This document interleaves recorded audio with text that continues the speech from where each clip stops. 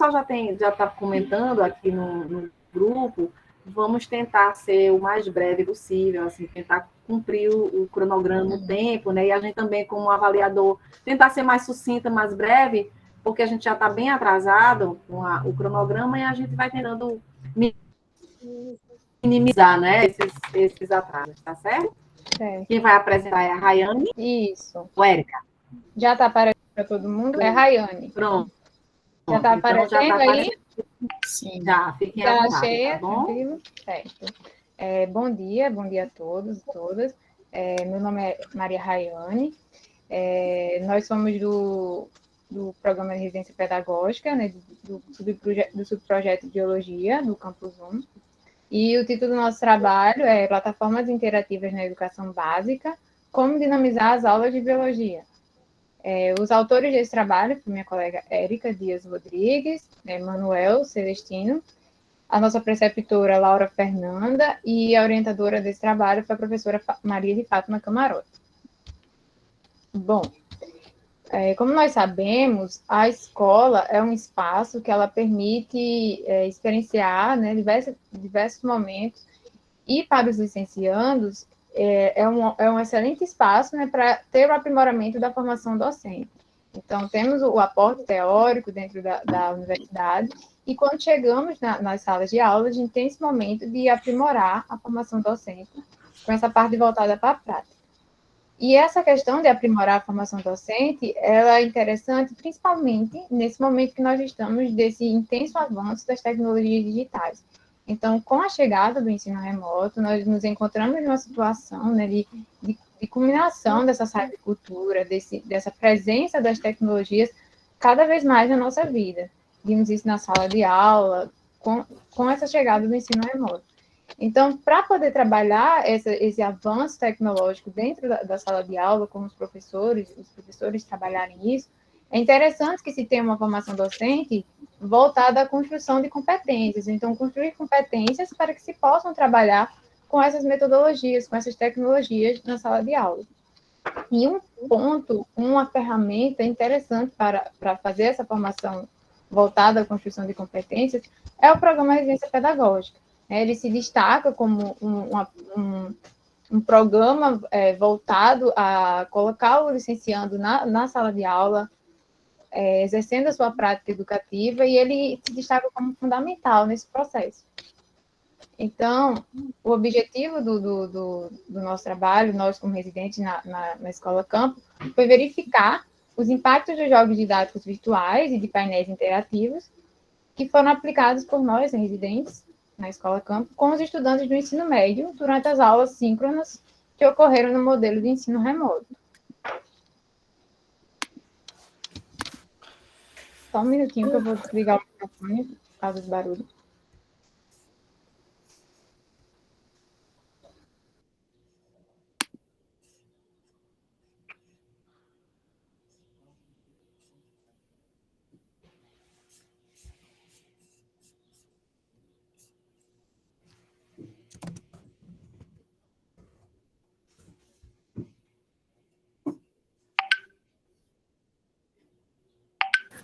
Pronto, então, bom dia a todos. Esse trabalho, ele se respaldou numa abordagem qualitativa e ele foi desenvolvido com os alunos do segundo ano do ensino médio da Escola Estadual de Ensino Fundamental e Médio, professora Antônia Rangel de Farias, que é a nossa Escola Campo, e é uma escola que está localizada aqui no município de João Pessoa, porém, todo o trabalho, ele foi feito de forma remota. Então, nós utilizamos, como a Rayane falou, os jogos virtuais e os painéis interativos como uma forma de dinamizar e interagir nas aulas de biologia. E para esses jogos, nós utilizamos a plataforma WordWall, e para painel interativo, nós usamos o Padlet. Então, ao decorrer do bimestre, nós abordamos os conteúdos de vírus, vida e energia e citologia, e ao final de cada conteúdo que foi abordado, nós criamos um jogo e disponibilizamos os jogos, o link dos jogos, na verdade, para os alunos, para que eles pudessem jogar e dar um feedback para a gente. Então, no início do ano letivo, nós criamos um painel interativo no Padlet e nós mostramos para os alunos como é que eles poderiam usar esse painel, como é que eles colocavam cada coisinha nesse painel, e os alunos ficaram responsáveis por, ao decorrer do ano, irem alimentando esse painel interativo. E aí, nesse painel, eles poderiam colocar dúvidas sobre qualquer assunto que eles vissem ou sobre qualquer coisa voltada para a biologia, para a gente ir respondendo tanto no painel quanto nas aulas síncronas.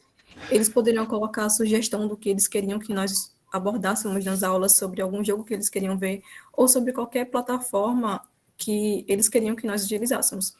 Eles poderiam colocar também sugestões, dúvidas, enfim, fica ao critério dos alunos o que eles poderiam colocar nesse painel interativo para que a gente tivesse essa troca de forma mais dinâmica. Pode passar, Henry. Isso mesmo. E adentrando nos resultados de discussão, nós temos que, a respeito da participação dos alunos, respectivamente, para a temática vírus, 15 alunos participaram desses jogos digitais. Vida e energia, para a temática vida e energia, 15 alunos participaram. E para a temática citologia, 28 alunos participaram. Então, a partir desses números, nós podemos observar um aumento gradativo da participação dos alunos para a realização desses jogos digitais, e também a participação dos alunos nas aulas, né? Influenciou positivamente para a participação deles. E com isso nós podemos corroborar com o Prensky, 2012, ao afirmar que a partir da adoção de jogos didáticos digitais, permite uma aprendizagem mais envolvente, né? Capaz de atingir de forma frutífera os discentes que apresentam determinada dificuldade sobre alguns conteúdos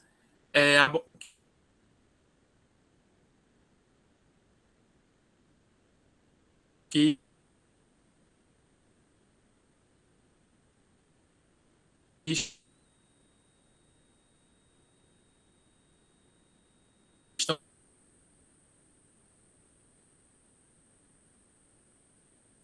estão sendo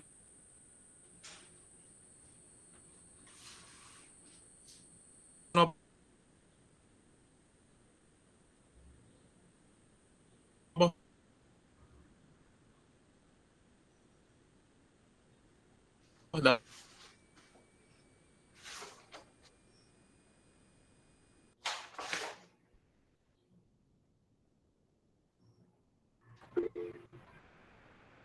Podem avisar ao colega.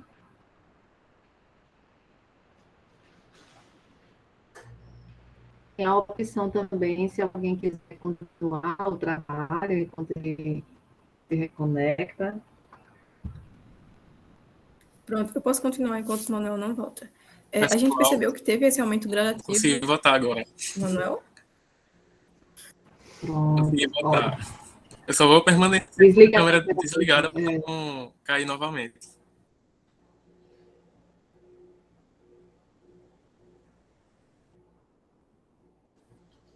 Estão me ouvindo? Pode ir, Manuel. Pode ir. Passar. Érica, desliga a tua também, aí fica só o Manuel falando, tá bom? Pode passar o slide. Bom, nessa imagem, né, nessa figura 1, nós podemos observar a participação dos estudantes nos jogos didáticos, nesse caso utilizamos a plataforma WordWall. Em A, nós podemos observar a participação dos alunos na temática vírus, em B, dentro da temática vida e energia, e em C, a temática citologia. Em B, na temática vida e energia, nós temos que, nesse caso, essa numeração 22 foi porque alguns residentes também participaram dos jogos. Mas, de fato, de alunos que participaram foram 15 alunos. E nessa figura também podemos observar a pontuação média dos alunos, assim como a pontuação máxima que eles puderam atingir durante a realização dos jogos. Pode passar. E, além disso, os alunos também opinaram sobre a modificação nos jogos, né, para tornar eles mais atrativos, sugerindo alguns modelos específicos, além de pedirem para que os jogos continuassem a ser utilizados durante as aulas. Essa plataforma WordWall, ele possui diversos modelos de jogos. Se mais alguém aqui, não sei se mais alguém já utilizou, mas possui diversos modelos e a gente adapta de acordo com o que a gente pretende abordar, trazendo alguns questionamentos, associando algumas respostas, algumas palavras-chave, alguns conceitos, e assim eles podem fazer essa associação com base no que eles estão observando. E, segundo Gross, 2003, é de extrema importância a utilização desses jogos virtuais, né, com cunho educacional, tendo em vista que tem o intuito de ensinar conteúdos sobre a temática e promover também o aprimoramento de estratégias que vão ampliar a capacidade intelectual e cognitiva dos estudantes. Pode seguir adiante. Nessa figura 2A, nós podemos observar a participação dos estudantes na plataforma interativa Padlet, onde eles puderam trazer alguns feedbacks a respeito das nossas aulas. Não dá para todo mundo observar com detalhe cada comentário, mas um aluno, mesmo após, na verdade, 2 alunos, mesmo após a gente já ter abordado a temática citologia, ele trouxe uma sugestão de um vídeo do canal Manual do Mundo sobre o movimento dentro da célula, que nesse caso dá para observar a organela cloroplasto, presente na folha da planta, se movimentando. E um outro aluno também sugeriu um anime que se chama Ataraku Saibou, que fala justamente sobre as células, o corpo humano, a saúde, e pode passar. E nessa outra imagem, nós podemos observar também muitos feedbacks positivos dos alunos, afirmando que gostaram da aula e também da utilização desses jogos digitais. Pode passar. E concluindo, né, nós temos que, diante desse contexto pandêmico e desse desafio de retomar essas aulas de forma remota, por uma questão emergencial, a utilização dessas plataformas digitais interativas, né, como facilitadores do processo de ensino-aprendizagem, foi extremamente necessário. E, além disso, contribuiu na formação dos conhecimentos dos estudantes, né, tanto a respeito da utilização dessas tecnologias virtuais, como a respeito também dos conteúdos propriamente ditos, né, os conteúdos de biologia, assim como a formação inicial dos residentes, né, nós residentes, diante desse desafio de seguir com o ensino remoto. E aqui as nossas referências. E bem rapidinho para finalizar, a gente gostaria de agradecer à CAPES pela concessão de bolsas e ao Programa Residência Pedagógica por tanto aprimorar com a nossa formação prática docente, as nossas orientadoras, coordenadoras, professora Elisdélia, Fátima Camarote e Aliette, por todo o suporte e apoio que elas nos dão desde o início do programa, a nossa professora preceptora Laura Fernanda, que é como uma mãe para a gente e sempre nos acolhe na Escola Campo, assim como todo o pessoal da equipe pedagógica da escola, e aos nossos queridíssimos alunos do segundo ano do ensino médio por participarem das atividades e por serem nossos alunos.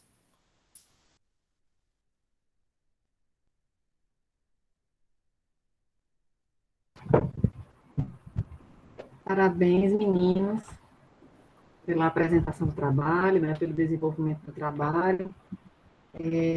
Todos nós tivemos que nos adaptar, né, a esse cenário, né, essa demanda, né, do trabalho remoto, e eu percebi que jogos foi uma saída encontrada, né, para a gente poder trabalhar os conteúdos na sala de aula. Cecília, eu vou fazer só 2 perguntas e aí eu passo para você, tá bom? Tá certo, Liliana. Primeiro, eu queria saber o seguinte: os jogos, vocês desenvolveram esses jogos ou vocês já usaram jogos que já existiam, e aí vocês avaliaram a aplicação desses jogos, que eu fiquei um pouco na dúvida, que aí vocês não mostraram como é que foram os jogos, eu fiquei um pouco na dúvida. Só me disse como foi. Os jogos nós que criamos, a gente pegava o assunto que nós dávamos e nós criávamos um jogo a partir desse assunto. E aí a gente aplicava esse jogo que nós criamos com os alunos e víamos como é que eles respondiam a esses jogos, se eles achavam interessante, se eles conseguiam jogar esse jogo a partir do conteúdo que a gente deu. Então, tudo isso era analisado a partir dessa disponibilização desse jogo. E era um jogo numa plataforma virtual, era fácil, vocês conseguiam, acrescentavam só o conteúdo e era gerado um jogo, vocês tinham que fazer algum trabalho mesmo com o sistema do jogo? Não, o WordWall, ele é uma plataforma bem interativa, então a gente pegava um modelo, por exemplo, corrida no labirinto ou associação, aí a gente cria um jogo a partir desse modelo já pronto. Pronto, então já tem um pré-molde, né? Então você só coloca Tá. Isso, exatamente. E qual foi a maior dificuldade em relação a isso que vocês encontraram com os alunos? Foi fácil para eles? Todo mundo tinha celular? Era jogo no celular? Ou eles podiam usar o computador? Eles podiam utilizar computador ou celular. A gente já procurou plataformas que fosse fácil para eles usarem com ambas as tecnologias, digamos assim, porque a gente sabe que nem todo mundo tem acesso. Muita gente não tem computador, não tem celular, depende do celular da mãe e do pai, que só pode pegar quando os pais chegam em casa, que passam o dia trabalhando. Então, isso foi um grande desafio para a gente. A gente teve também, assim como todo mundo, evasão dos alunos que não conseguiram continuar nas aulas, justamente por essa dificuldade de acesso aos recursos. Então, isso foi um grande desafio, tanto para nós quanto para os alunos, mas que a gente foi sempre tentando buscar alternativas para suprir as necessidades dos alunos. Imagino. Tá joia, então. Obrigada, Érica. Vou passar. Bom, agradeço a apresentação, incrível esse trabalho, pessoal, parabéns. São conteúdos complexos, né? E, assim, uma situação bastante difícil essa de ensinar de forma remota, e foi como Liliana comentou e como vocês comentaram, um desafio para todos nós. Fiquei pensando, esse jogo, fiquei curiosa com relação também aos jogos, né? Que é um tema que instiga muito nesse momento, nesse desafio de ensinar virtualmente. Esses modelos, esses jogos que vocês criaram, ficaram disponíveis em alguma plataforma? Sim. Ou... A gente pode deixar o jogo em aberto ou a gente pode determinar um prazo para os alunos jogarem até aquele prazo. Mas todos os jogos que a gente fez, nós deixamos em aberto para que hoje, se eles quiserem jogar hoje, eles ainda podem. Sim, interessante. E isso fica disponibilizado numa plataforma da escola? Ou é o acesso nesse próprio site aí do jogo? A gente deixa o link com os alunos e o link também é colocado eu acho que é o Moodle que os alunos usam na escola. E aí fica lá salvo nesse sistema dos alunos para que eles possam acessar esse link no momento que eles quiserem. Uhum. Bom, sobre perguntas era isso mesmo. Parabéns à organização do trabalho, né, da apresentação. Foi bastante objetiva, clara, e cumpriu todos os requisitos. Eu só tenho que parabenizar vocês mesmos pela proposta e pelo que vocês trouxeram para a gente hoje. Tá? E muito obrigada. A gente que agradece, Nós obrigada. que agradecemos, muito obrigada pela atenção. E aí, como o nosso tempo, né, tá um pouquinho curto, eu já vou chamar o próximo trabalho, tá, Liliana? Ótimo, maravilha. Que é a apresentação sobre a BNCC e bilinguismo na infância, uma abordagem teórica e prática. Os alunos são... Só um minutinho que meus trabalhos não estavam na ordem, e aí... Aqui, Isa Paula Rodrigues Moraes, Juliana Benício de Andrade, Laís Doraci Soares, Rosana Farias da Nóbrega, Thaís da Paz, Daniela de Melo, Vanderlei Ferreira, Ana Berenice e Carolina Gomes da Silva. Então, pessoal, primeiramente, bom dia a todos. Nosso trabalho intitulado BNCC e Bilinguismo na Infância, uma abordagem teórica e prática, foi elaborado por nós, Isa Paula, Juliana, Laís, que sou eu, Rosana e Thaís, sob a orientação da nossa professora supervisora da Escola Campo, Daniela de Mello, Ana Berenice e Carol sendo as nossas orientadoras como coordenadoras de PIBID, certo? Uhum. Então, primeiramente, nós iremos iniciar a nossa apresentação expondo os aspectos da temática, para logo irmos para os objetivos e aspectos metodológicos. Em seguida, expor um pouco acerca das ações desenvolvidas nas experiências que vivenciamos na Escola Campo e afins, para depois chegarmos nas conclusões ou considerações finais, certo? Então, para dar uma introdução para vocês, a nossa Escola Campo é a Escola Municipal de Educação Infantil Ensino Fundamental em Tempo Integral Bilíngue Radegundes Feitosa Nunes, um nome enorme. E uma coisa que é interessante da gente dizer, que a gente se orgulha e se alegra muito, é que essa escola é pioneira no ensino bilíngue de espanhol na Paraíba e no Nordeste. Com certeza é um marco muito interessante para o ensino de espanhol no nosso país. E para que a gente pudesse trabalhar nessa escola com as crianças, nós tivemos que fazer uma adequação de acordo com as normas da BNCC e dos eixos dela, para o ensino fundamental, para os anos iniciais, e o ensino de língua espanhola, que a BNCC não conta com o ensino desse idioma, e nós somos 10 pibidianos que fomos divididas em duplas para trabalhar os eixos desse documento com base no que a gente vê na língua estrangeira, que é a língua inglesa. Como introdução, a gente vê o panorama do bilinguismo nesse contexto infantil, por exemplo, na Escola Campo, que vai auxiliar de modo considerável a construção desses conhecimentos linguísticos e extralinguísticos, já que essa atividade que é metalinguística corrobora com essa análise e essa reflexão do uso da linguagem em diversas manifestações linguístico-culturais. E os nossos objetivos nesse trabalho é contribuir com a construção dos conhecimentos para que possa ter uma maior compreensão da prática da língua espanhola no processo de alfabetização. E aí que vem a intervenção que a gente fez nessa educação remota, por causa do atual período pandêmico, que também não foi uma coisa que a gente imaginou acontecer. Como aspectos metodológicos, como a gente trouxe anteriormente, nós tivemos que adequar para o ensino de espanhol nos anos iniciais, principalmente no primeiro e segundo ano do ensino fundamental, levando em consideração principalmente 2 eixos da BNCC, o eixo de conhecimentos linguísticos e o eixo de interculturalidade, levando em conta o ensino da língua inglesa, conforme previsto pelo documento da Base Nacional Comum Curricular. Então, a gente usou aqui um método teórico, que foi aplicado a partir de um estudo documental, considerando esse documento, e também bibliográfico, onde contemplava textos complementares que foram trazidos pelas nossas coordenadoras nas nossas reuniões, para que assim a gente pudesse contribuir com esse conhecimento da temática em destaque, que é o bilinguismo nessa idade. E aqui é interessante a gente trazer um pouco do que é o bilinguismo na infância e a importância dele, né? O papel que essa segunda língua desempenha nas séries iniciais é justo de auxiliar nas relações socioculturais da criança, porque isso vai permitir um desenvolvimento cognitivo ainda mais sólido e vai trabalhar ainda mais essas potencialidades infantis. É muito mais fácil aprender um idioma estrangeiro quando é ainda menor, para que assim, conforme for crescendo, vai aprendendo ainda mais.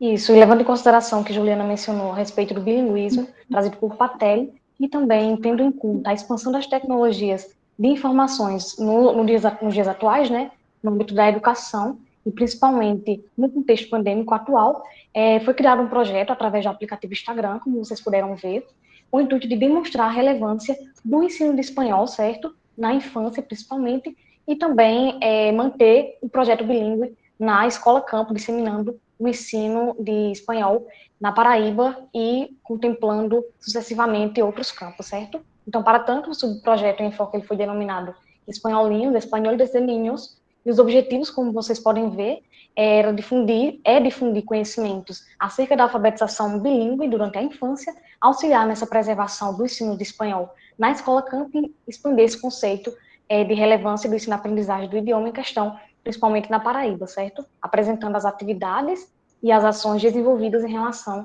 à nossa Escola Campo. Essa é a imagem do nosso feed lá no Instagram, e sempre a gente faz menção à importância desse impacto com a língua estrangeira, né, que ela promove as crianças, tanto em aspectos psicolinguísticos como culturais. Então, através dessas publicações, a gente compartilha questões de países, por exemplo, conhecimentos e sugestões sobre este tipo de cultura. E as pibidianas, nós pibidianas, também realizamos outras ações práticas, como vocês podem ver nas imagens, tendo em vista o novo formato híbrido que a escola está adotando gradualmente. Então, para facilitar essa comunicação visual na prática, considerando essa questão da assimilação entre o léxico e o apresentado na aplicabilidade da realidade da escola, nós desenvolvemos manualmente placas para todos os departamentos da escola, né, sinalizando todos em espanhol. E ainda criamos também, na língua espanhola, os cuidados a serem tomados, placas com cuidados a serem tomados com a crise sanitária da Covid-19, certo? Considerando também a representação da diversidade do público da escola campo, tanto nas placas informativas quanto nas sinalizadoras. Isso mesmo, então, a partir desse modelo híbrido, né, que já está sendo adotado há alguns meses, outro ponto que nós desenvolvemos também foi a difusão do espanhol para além da sala de aula, isto é, que seja abarcado um público maior. Então, a partir disso, nós, PIB de Letras Espanhol, desenvolvemos as aulas de espanhol para os funcionários da Escola Campo, né, da Radegundes Feitosa, como vocês podem observar, né, nessa segunda foto, que foi a aula inaugural, e a partir dessa primeira aula, é válido ressaltar, que a gente já viu frutos, né, os funcionários que teve o primeiro contato com a língua espanhola já foram se comunicando, saudando entre si, enfim, e até com a professora mesmo de espanhol da Escola Campo, e a gente já viu, né, o que essas expectativas que tínhamos já foi superada a partir desse fruto que a Escola Campo, a partir das aulas dos funcionários, proporcionou para a gente. E outro ponto que é bem viável a gente citar é o desenvolvimento que já está se pensando nos cardápios, né, da escola para a língua espanhola, para que haja essa assimilação do léxico, né, da língua espanhola no contexto cotidiano, na vida cotidiana ali dos funcionários e também do alunado em geral, dos funcionários da Escola Campo, certo?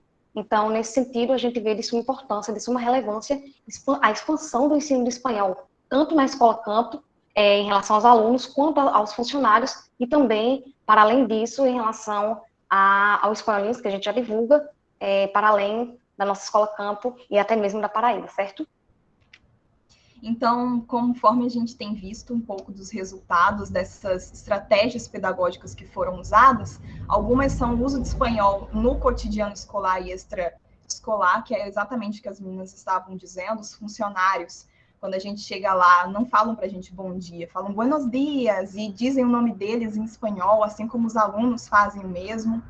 Também o desenvolvimento de projetos que alcançaram o espaço universitário, escolar e a comunidade externa, que é um elo que é extremamente importante, já que a ajuda do PIBID nessa escola tem feito com que ela seja ainda mais divulgada e que seja ainda mais importante o uso do espanhol, mostrando como é uma língua importante nos dias de hoje. Também a valorização do ensino de espanhol pela Secretaria de Educação de João Pessoa, que está bastante envolvida nessa escola campo, e a expansão do conhecimento e da importância do bilinguismo na infância. E daí vem uma notícia recente que nos deixou muito feliz, porque a gente viu os resultados do nosso trabalho, que a Escola Campo não só vai continuar, porque ela é uma escola piloto de ensino de espanhol no Nordeste, como também vai se expandir para outras séries, para que outros alunos sejam beneficiados também do ensino de espanhol.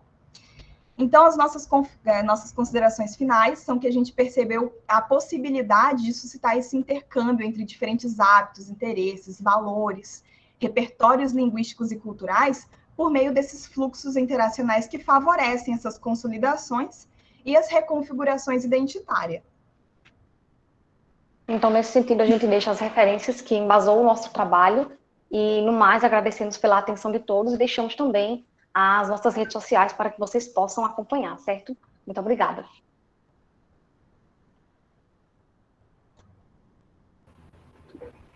Maravilha, né, meninas? Muito obrigada. Liliana, quer comentar ou eu comento primeiro?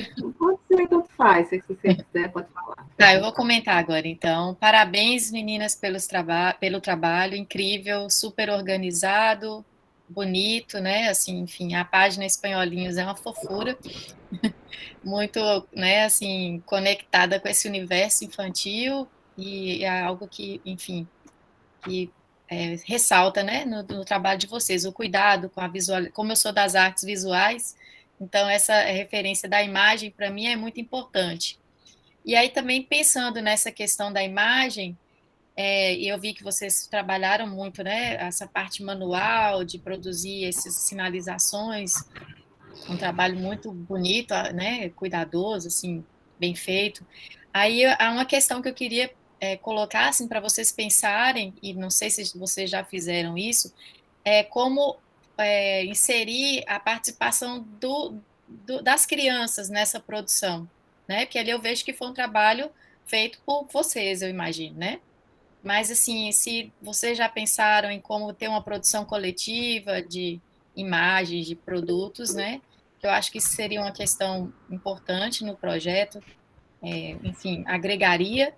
E a outra questão também que eu queria fazer para vocês, que eu fiquei curiosa, é esse bilinguismo, ele está presente nessas rotinas, né, nesses exercícios escolares, né, com os funcionários, com a rotina da escola, mas e como funciona isso nas outras disciplinas, onde o espanhol está presente também em outros momentos, para além desses que vocês apresentaram? São duas questões que eu fiquei curiosa. Então, sobre a primeira questão de envolver os alunos na prática de produzir o conteúdo ali para a escola, né? Nós estamos agora, próximo mês vai acontecer, a gente está planejando, e os alunos já estão participando disso, uma feira cultural para conhecer alguns países, né?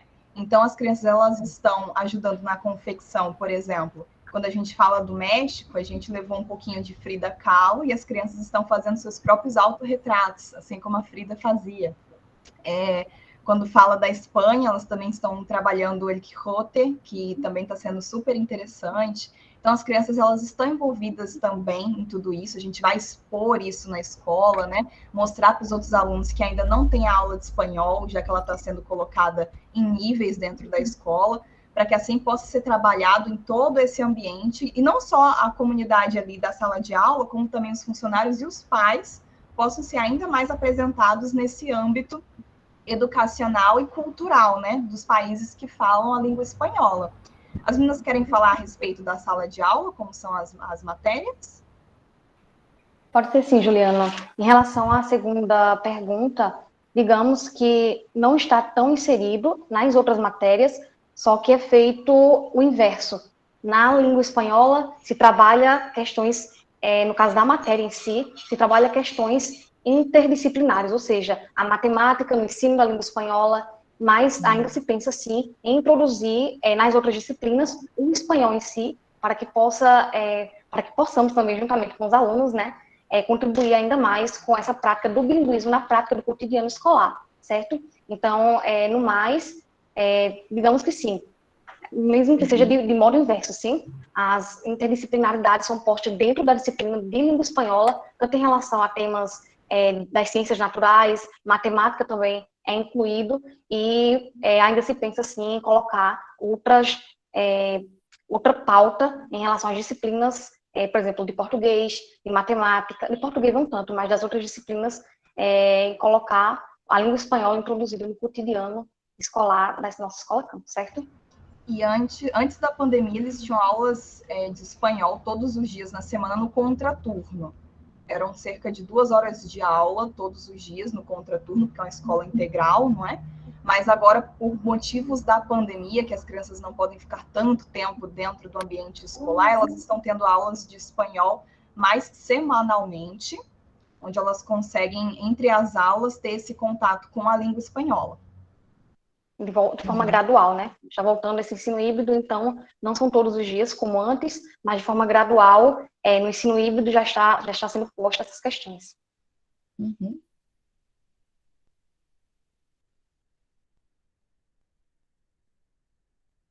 Eu acho que ela caiu. Eu vou dar continuidade, então, enquanto a Cecília não volta. Mais uma vez, parabéns, meninas, pelo trabalho lindo, incrível, realmente. Eu acho que vocês são muito vitoriosas, né? Assim como muitos biblianos e residentes também.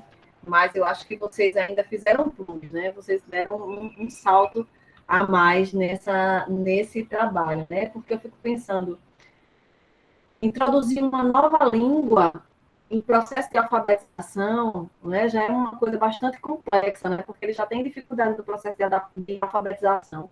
E aí, introduzir uma nova língua, né, realmente uma tarefa difícil. A idade deles era o quê? 6 anos, 5, 6 anos, 7 anos?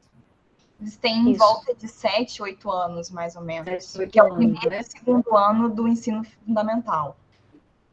E eu fiquei curiosa de saber, eles tinham alguma necessidade de conhecer um pouco mais da cultura do local, quando vocês falavam alguma coisa da Espanha, eles perguntavam, tinham curiosidade?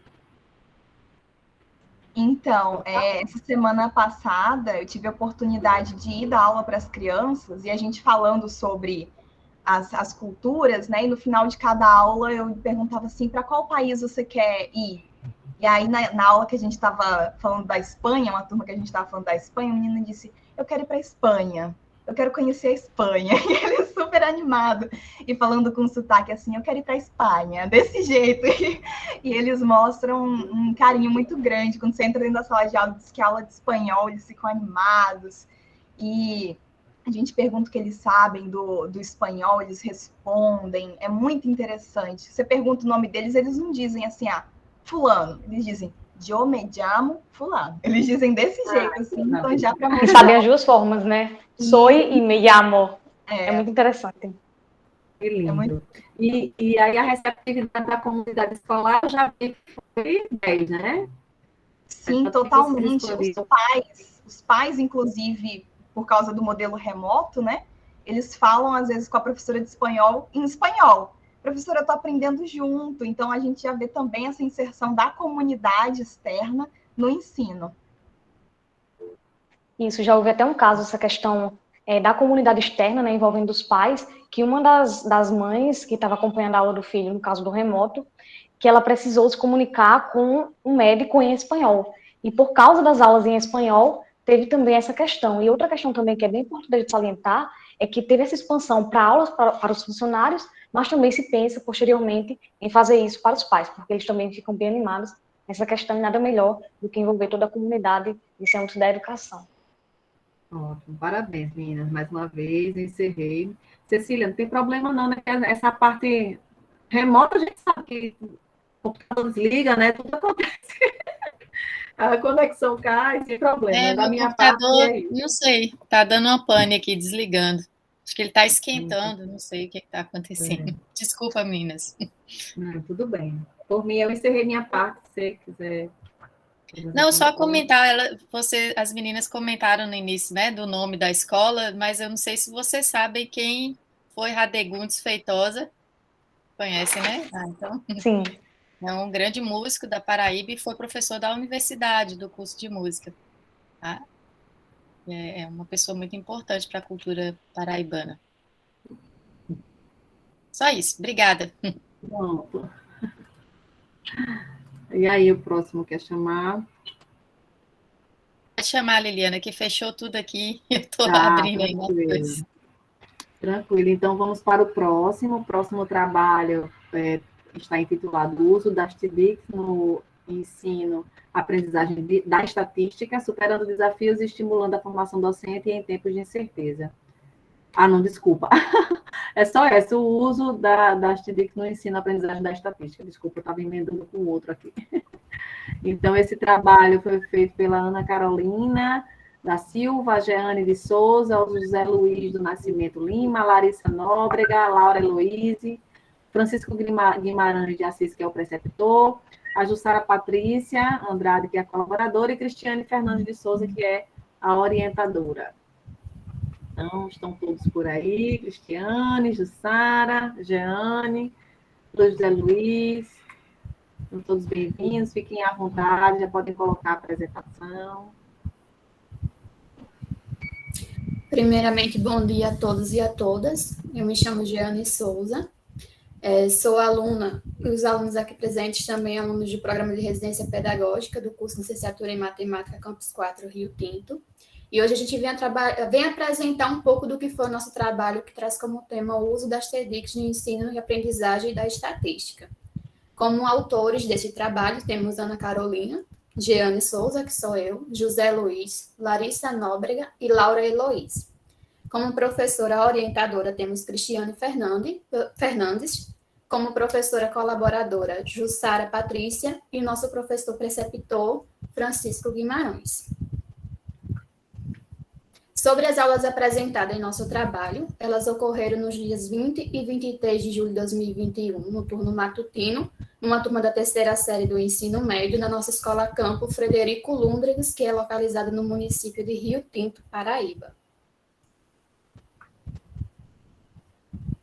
Vale salientar que as nossas aulas de matemática, elas eram sempre ministradas de forma remota, durante todo o nosso percurso na residência pedagógica, na nossa escola campo, e as aulas de matemáticas, elas eram realizadas sempre nas segundas e terça-feiras, e nas sexta-feiras a gente tinha o plantão de dúvida, que eram aulas extracurriculares, que a gente gerou com o intuito, né, de promover o aluno, porque nem todos os alunos da cidade conseguiam participar das nossas aulas de forma síncrona.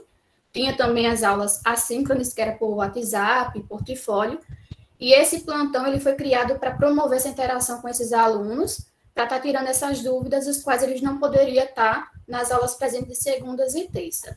Também vale salientar que todo o final da aplicação de cada conteúdo que a gente tinha durante o mês, a gente sempre realizava uma exploração geral do objeto de conhecimento estudado. E como forma de dinamizar essa exploração, né, sair daquele contexto de slide e só diálogo com alunos, a gente sempre promovia jogos, usava atividades que pudessem transformar a nossa aula mais dinâmica, promovendo aí uma interação maior do aluno com o objeto de conhecimento estudado.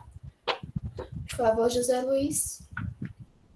E no dia 20, especificamente de julho, para essa exploração geral sobre o nosso conteúdo estudado, a gente fez uso do recurso do quiz e da estatística visual e de dados virtuais, nos quais a gente estava abordando os assuntos de medida de tendência central e medida de dispersão. Então, a gente usou esses 3 recursos para a abordagem da nossa exploração geral. No dia 23 de julho, como eu já mencionei, foi realizado o plantão de dúvidas, que era voltado para o esclarecimento da dúvida dos alunos, né? Que, como foi mencionado, nem todos conseguiam participar das nossas aulas de forma síncrona, nas segundas e terças. Então, a gente tem mais 2 residentes, que é a Ana Carolina e Laura, que ministrava aí esse momento tira dúvida com os alunos. Pode prosseguir. O objetivo das nossas aulas foi tornar o processo de ensino-aprendizagem mais dinâmico, como mencionado, através do uso das tecnologias digitais de informação e comunicação, envolvendo o objeto de conhecimento, medida de tendências centrais e medida de dispersão, que é da área de estatísticas. Na aula do dia 20, a gente contou especialmente com a participação de 6 alunos, nos quais a gente dividiu em 2 grupos, com 3 alunos cada, qual a gente criou alguns nomes de guerra para esses alunos, porque qual era o nosso intuito? Como era uma exploração do conteúdo em si, para tentar trazer esses alunos de forma mais participativa, a gente sempre tentava criar uma espécie, como é que eu poderia dizer, de concorrência entre eles, né? Porque já era difícil chamá-los para a sala de aula e ficar só naquela, a medida de tendência central é isso. A gente sempre procurava transformar a aula mais dinâmica e competitiva. Então, para isso, a nossa aula foi dividida em 3 etapas, onde no primeiro a gente fez o questionamento de ordem conceitual, através do quiz. A gente expôs algumas perguntas em formato de quiz, e esses grupos eles tinham que nos responder em um determinado tempo, que era média, moda, dispersão, esse tipo de perguntas mais conceituais. No segundo momento, houve atividade de coleta, organização e descrição dos dados obtidos a partir do lançamento dos dados virtuais. A gente tinha um dado, lançou esse dado várias vezes, e para cada grupo desse foi gerado uma sequência, né? Os números, os dados, onde cada grupo tinha que calcular a média, moda, mediana, variância e desvio padrão. Aí, no terceiro momento, após os alunos realizarem esses cálculos, a gente fazia verificação dos recursos obtidos, que era através da estatística visual, onde a gente ia verificar se o cálculo feito por eles de moda média e mediana estavam corretos, e aí cada grupo recebia um bônus, que era a nossa pontuação. E acreditamos, né, também que esses recursos, tanto o quiz quanto a estatística visual, eles englobam, né, esse universo das TEDx, né, porque as TEDx você tem, eu posso dizer, a aproximação, né, dos alunos, tanto isso como o intercâmbio rápido das ideias, como também você rompe os limites de tempo e de espaço, você tá todo mundo em um local, tá todo mundo longe, mas na aula está todo mundo perto, né? Então, a gente tem essa vantagem da gente trabalhar esse compartilhamento de experiências e conhecimentos. Então, enxergamos esses dois recursos como justamente tecnologias, né, digitais da informação e comunicação, certo? E lembrando, por exemplo, na mitologia nórdica, você tem o Odin. O Odin tinha 2 corvos que traziam informações para eles, né? Então, hoje em dia, a gente consegue isso de maneira instantânea. Então, o nosso poder de comunicação, como eu posso dizer, de transmissão de informações é superior a muitos deuses nórdicos, egípcios, né, gregos, romanos. Então, esses tipos de tecnologia não podem ser, como eu posso dizer, negados, e sim explorados, explorando os seus potenciais, né, no âmbito educativo, no âmbito pedagógico. Então, continuando. Já no dia 23, né, que é o dia que foi realizado o nosso plantão de dúvida, o plantão de dúvida, neste dia, ele foi voltado para a revisão do objeto de conhecimento ministrado no dia 20. Porque como a gente trabalhou questões conceituais e tudo mais, houve alguns alunos que ficaram ainda com algumas dúvidas, principalmente aqueles que não conseguem participar nas aulas online de forma direta conosco.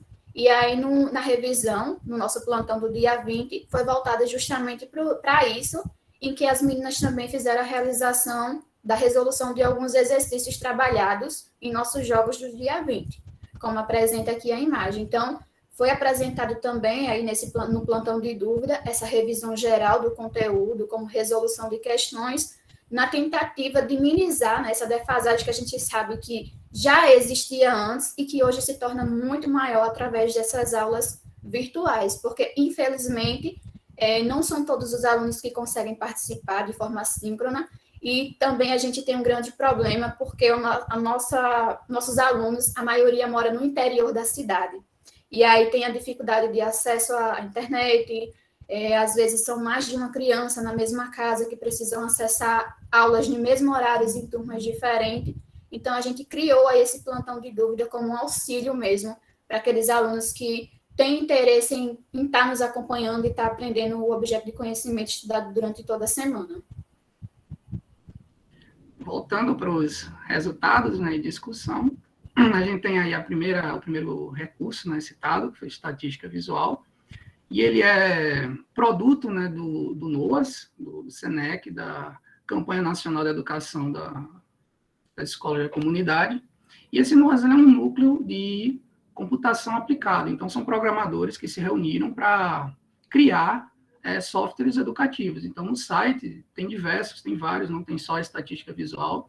A gente escolheu ele porque está relacionado à área de estatística, né? E a gente viu muita vantagem no seu uso, porque a principal, né, digamos assim, positividade que ele tem é justamente visualizar essas amostras, esses dados, esses valores, que a gente muitas vezes tratava na tabela, mas não tem tanto esse apego com o aluno, certo? Então, a partir desse recurso e dos valores que foram obtidos nos dados, a gente foi inserindo aí, e a partir dos valores inseridos, a gente já tinha, de maneira imediata, os valores da moda, os valores da mediana, da variância, do desvio padrão. Então, na parte de cima, você tem as amostras do grupo A, na parte de baixo, você tem as amostras do grupo B, e na medida que a gente foi colocando, a gente foi discutindo, né? Discutindo com eles justamente questões que, por exemplo, relacionavam a variância, em que eles conjecturavam, diziam olhando para as amostras, qual que possuía a maior dispersão, tendo em vista dos valores que estão mais próximos da média e que estão mais distantes da média. Então, os alunos conseguiram tirar conclusões a partir justamente dessa ferramenta visual que explora a estatística. E, a partir disso, justamente, a gente conseguiu trabalhar coisas que a gente não trabalhou explorando tabelas e gráficos nas aulas das segundas e das terças. Então, o outro recurso que a gente fez e que faz parte justamente, que é o quiz, né? Que criamos a partir do WordHow, já supracitado, que tem ganhado bastante fama, é uma ótima ferramenta, um ótimo site. A partir dele você consegue criar diversos questionários online, então você consegue avaliar os estudantes, certo? Então, também tem a vantagem os alunos conseguirem se autoavaliar a partir dele, então, o aluno consegue identificar as dificuldades que ele tem em determinado conteúdo, certo? Também, para a gente, é uma ferramenta de avaliação, a gente consegue meio que mapear os alunos a partir das pontuações dos grupos, a gente conseguiu identificar quais alunos precisam mais de ajuda, quais os alunos que precisam mais de foco em determinado conteúdo de auxílio. E essas ferramentas, essas TEDx, auxiliaram bastante a gente em relação a, justamente, o objetivo de conhecimento, que foram as medidas de tendência central e medidas de dispersão, certo? E as considerações finais é que acreditamos justamente que as TEDx, elas propiciaram momentos de maior interatividade e, consequentemente, maior interesse e facilidade na compreensão dos objetos estudados, tendo em vista que a ideia do sentimento de você fazer parte de uma competição, né, aflora nas pessoas maiores valores, né, eles têm as respostas como valendo mais, porque, afinal, eles estão enfrentando amigos, estão duelando com eles, né? Então, isso tudo fortalece, acreditamos que fortalece o aprendizado. E a partir da competição, a gente usar não só a gente, mas os alunos em si, eles conseguem identificar onde estão sua maior dificuldade dentro do conteúdo. É tanto que alguns vieram nos questionar, fazer alguns questionamentos. Ah, professor, eu errei isso, mas eu tenho dúvida nisso. Pode me explicar? Então, assim, é legal. Não tem só esse espírito de competição. Ai, meu Deus, que foi isso? Não tem só esse espírito de competição, mas eles conseguem se autoavaliar onde é que eles estão tendo mais dificuldade. E aí se torna muito interessante, porque o que a gente não consegue suprir na segunda e na terça, tem o auxílio da sexta. E aí o aluno tem 3 oportunidades de recorrer atrás da sua dificuldade.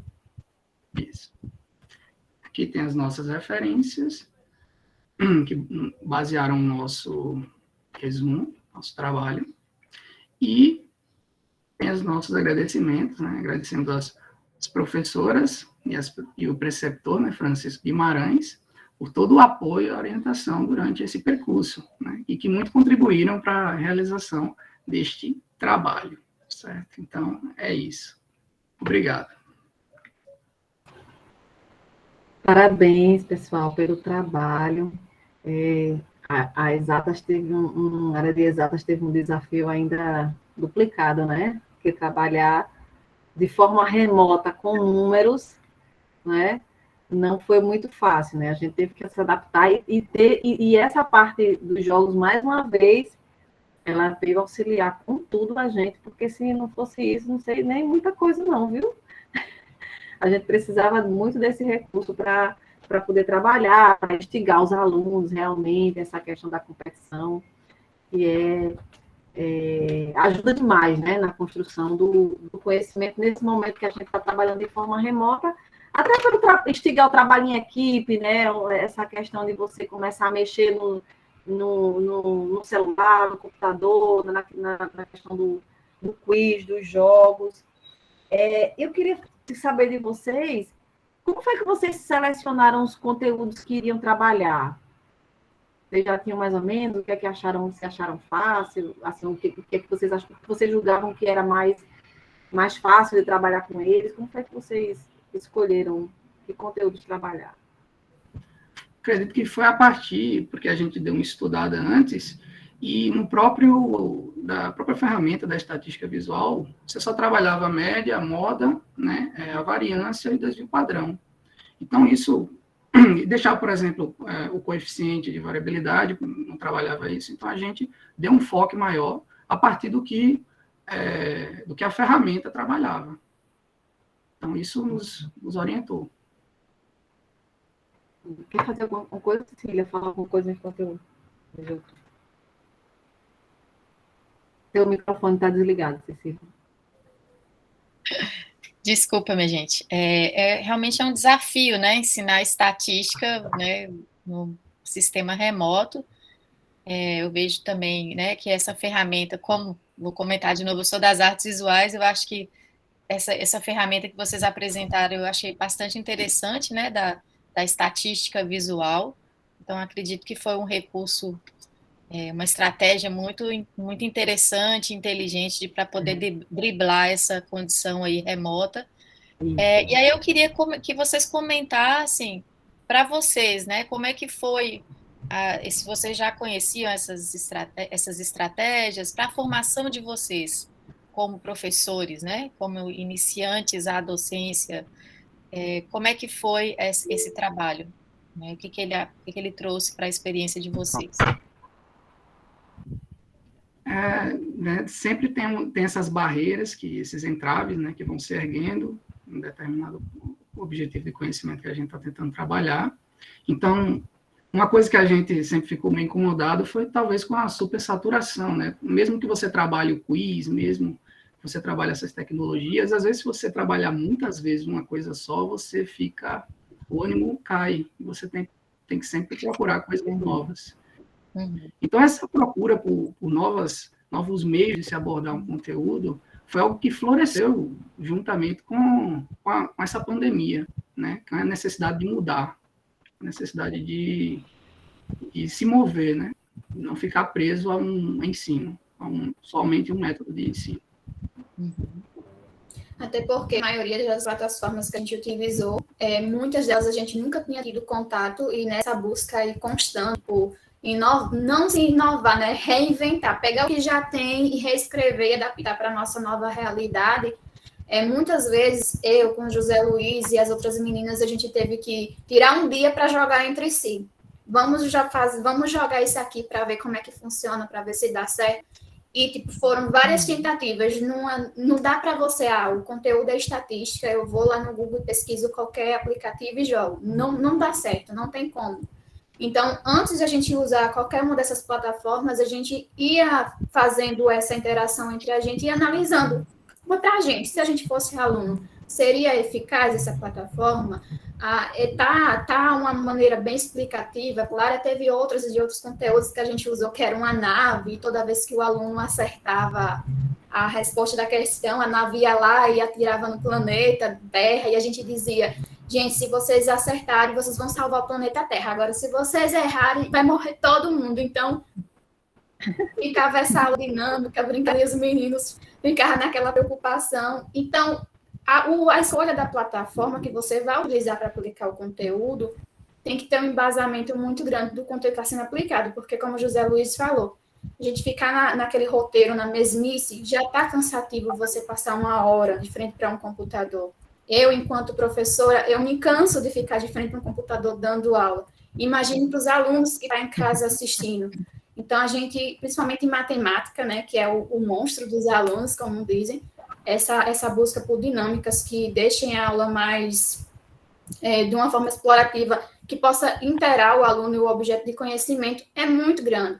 Então, é algo trabalhoso. Então, para mim, enquanto graduanda ainda, tem sido desafios, porque desde que a gente começou a residência pedagógica, a gente já começou no próximo período de aulas remota, e é um desafio atrás do outro, e os professores com aquela maior preocupação: gente, vocês têm certeza que vão usar isso? E a gente fica: agora eu não tenho certeza mais não, vamos reinventar tudo de novo para conseguir dar uma aula que possa promover o mínimo de conhecimento, o mínimo não, né? O máximo, a gente tenta promover o máximo de conhecimento possível, mas que o aluno tire pelo menos 50% de aprendizagem dali. Joia. Parabéns, viu?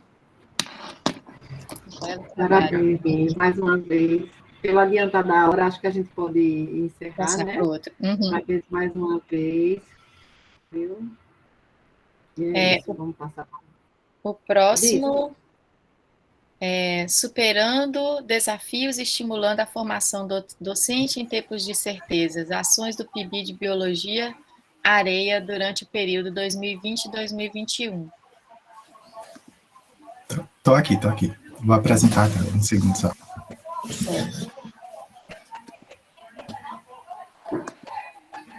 Pode começar, Marcos. Tá bom. Se você puder apresentar a equipe que está participando, eu perdi aqui. Sim, eu vou. Tá bom, eu vou apresentar quando eu começar a apresentar aqui a tela, apresento todo mundo. Certo, querido. Tá apresentando aí para vocês? Tá. Então, essa apresentação ela foi elaborada com base no resumo expandido que foi elaborada pelos integrantes do PIB de Biologia Areia, que é lá daqui do Centro de Ciências Agrárias do Campo de Ouro da UFPB. E o título é Superando Desafios e Estimulando a Formação Docente em Tempos de Incerteza. Ações do PIB de Biologia Areia durante o período 2020-2021. Os autores são Marcos Vinícius Pereira da Cruz, Isabela Regina Menezes dos Santos, Raiane dos Santos Silva, Maria Eduarda Félix do Nascimento, David do Nascimento Monteiro, Rafael Cavalcante Paulo, que é o nosso supervisor, Carlos Henrique de Brito e David Holanda de Oliveira, que são os nossos coordenadores. Em 11 de março de 2020, a OMS declarou que estávamos vivendo na pandemia da Covid-19. E visto todos os cuidados que deveríamos ter, como isolamento social e distanciamento social, em 17 de março de 2020, por meio da portaria número 343, o MEC decretou que as instituições federais de ensino superior deveriam substituir as aulas presenciais por aulas em meios digitais. E, em consequência, os conselhos municipais e estaduais de educação seguiram na mesma linha. De acordo com o decreto número 7219, que dispõe sobre o Programa Institucional de Bolsa de Iniciação à Docência, o PIBID, um dos objetivos do programa é inserir os licenciandos no cotidiano escolar de escolas da rede pública. Porém, a escola campo que o subprojeto atua, que é a escola do Turcumia Lima, localizada no município de Remígio, estava em um regime de ensino remoto, com aulas síncronas, aulas assíncronas e atividades impressas. Mas, como é sabido, o PIBID é de extrema importância, tanto para os licenciandos quanto para os alunos da rede pública. E, em consequência do contexto pandêmico que a gente está vivendo atualmente, foi necessário fazer a adaptação das ações que seriam direcionadas para aquela escola. Por isso, o objetivo dessa apresentação é demonstrar as dificuldades que o subprojeto PIBID de Biologia CCA teve para se adaptar ao atual cenário e também demonstrar as estratégias que foram usadas para superar essas dificuldades. A metodologia se deu com análise qualitativa da utilização do Google Drive e também da observação direta das ações e da rotina do subprojeto, como as intervenções pedagógicas, os eventos organizados pelo mesmo e também pela movimentação das nossas redes sociais, no Instagram e no WhatsApp.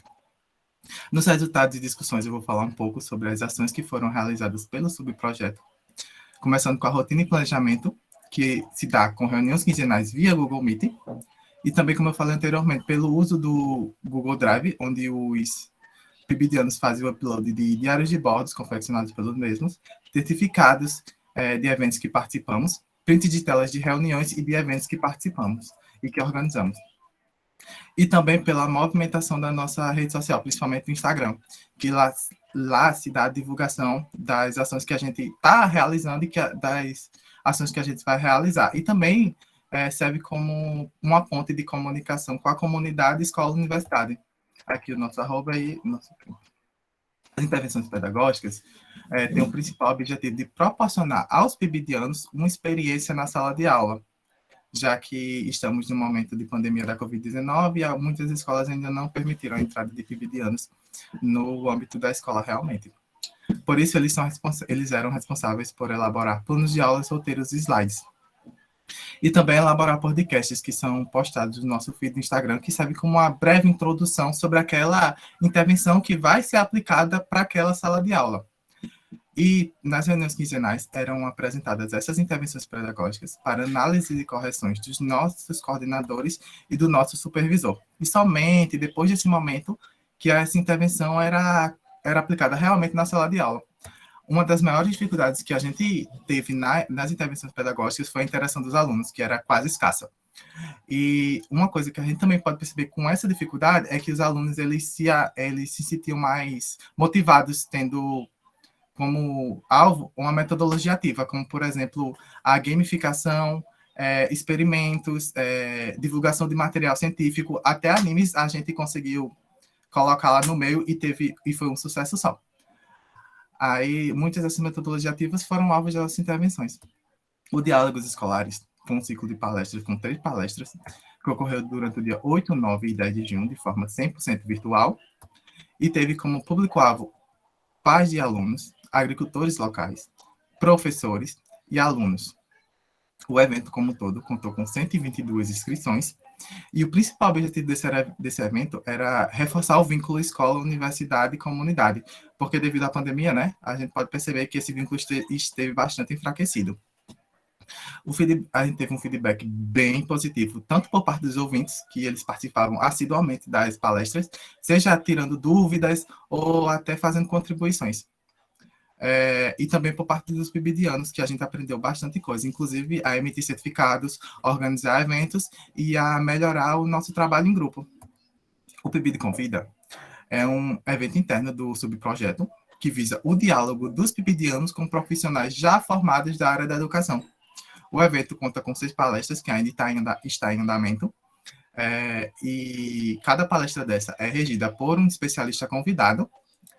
E um dos temas que essas palestras têm é formação docente, uso de tecnologias, metodologias ativas, BNCC e pós-graduação em educação, fora vários outros temas.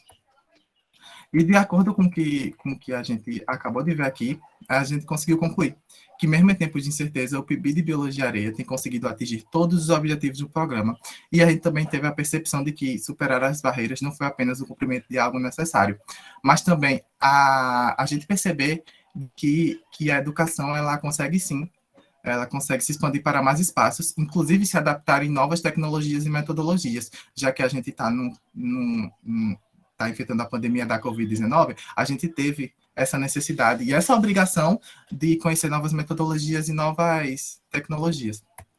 Aqui estão as referências que foram usadas nessa apresentação, e eu queria deixar o agradecimento à CAPES, ao UFPB, ao Centro de Ciências Agrárias, à nossa Escola Campo, a Escola Dr. Cunha Lima, e a todos que fazem o subprojeto PIBID de Biologia Areia. Muito obrigado.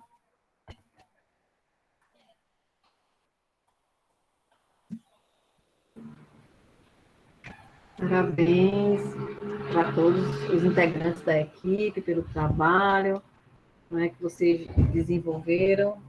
O nome do trabalho já diz, né, que é a superação de desafios. Então, todos nós superamos desafios durante essa pandemia, ainda estamos superando, né? Quer começar, Cecília? Pode ser. Não, eu também queria parabenizar, né, toda a equipe. O trabalho está super bem organizado, super bem apresentado pelo Marcos. Parabéns, Marcos. Sua fala foi super objetiva, clara, né? Enfim. E eu vou fazer a mesma pergunta, porque esse exercício é importante, né? Acho que quando a gente apresenta um trabalho e rever tudo que foi feito, né, é um momento que nos oportuniza também fazer uma reflexão de coisas que talvez não ficaram tão claras ali na hora da escrita do trabalho e da apresentação, né? Mas mais uma vez perguntar para vocês também como é que essa experiência impactou na sua formação como futuro docente, né? Além do que você já apresentou aí, de questões de ter que superar essas barreiras, essa não resposta dos alunos, a participação, mas que outros aspectos aí você poderia também destacar que foi importante, essa experiência foi importante para a sua formação? Tem uma coisa que a gente pegou muito do nosso supervisor, eu falo em nome de todos os que fazem o meu grupo, que é a gente pegar aquela situação em que o aluno se encontra e trazer aquele assunto para aquela situação, para ficar mais fácil dele digerir, dele conseguir aprender, dele conseguir questionar a gente sobre aquele assunto. Foi uma das coisas que eu aprendi bastante durante esse período que eu estou no PIBID, que eu sou PIBidiano, que é uma coisa que o nosso supervisor sempre deixa claro: se botem na situação do aluno. Tentem ver, tentem trazer o assunto para aquela situação para ficar mais fácil dele conseguir aprender e, consequentemente, conseguir questionar a gente sobre aquele assunto. Porque se ele está questionando, ele está aprendendo, né? Uhum. É isso. Parabéns. Marcos, eu queria saber de vocês, eu achei interessante aquele PIBID Convida, que vocês fizeram um ciclo de palestras. E qual era a frequência dessa palestra que vocês faziam? Chegaram a fazer quantas? Se era semanal, mensal? Então, como eu falei, nas reuniões quinzenais, tipo, a gente ainda tem essas reuniões quinzenais, mas nessas reuniões quinzenais também acontece o PIBID Convida. Porque, tipo, atualmente a gente se comunica mais pelo WhatsApp, mesmo para deixar só as reuniões quinzenais para aquelas palestras. E já foram um total de 5 palestras, falta só uma para finalizar o ciclo. E é isso. E tá sendo muito bom, muito gratificante para todos receber vários profissionais de educação. Está sendo uma experiência muito enriquecedora para a gente. Que bom, parabéns, é isso. Para não delongar mais, vou encerrar. Parabéns mais uma vez pelo trabalho. A professora Deise já está ali de plantão, já, né? Na pressão. É isso, professora. Ai, professora Deise, fique aí, à vontade. Muito obrigada, Liliana e Cecília, né, por esse tempo. Eu vou só encerrar essa gravação para começar a fazer